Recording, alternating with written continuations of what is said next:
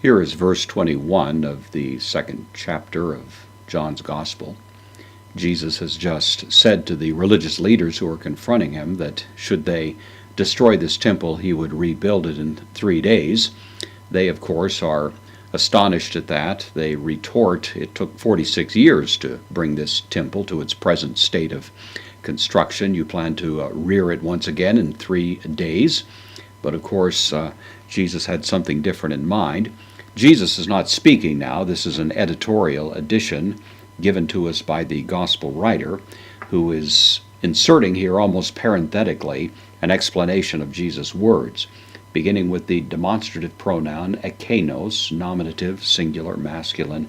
That one is the way it would normally be rendered, usually translated he, but John is giving special emphasis. That one, referring specifically to Jesus, but the mild conjunction, but that one, or he, elegen, imperfect, third person singular, the word from lego, I speak, so that one was speaking. The imperfect here was speaking of, or peri, concerning, takes the genitive, to nau, the temple, again using that word for the inner sanctuary of the temple.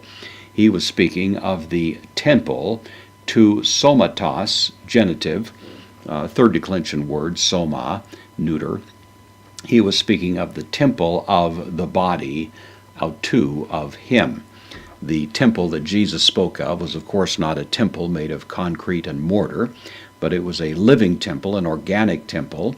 The New Testament, of course, repeatedly returns to this theme, that the true temple was not the edifice there in Jerusalem, which was removed permanently, but rather is a living, organic structure made up of the cornerstone, Messiah, plus living stones that are built upon it, namely Christian believers.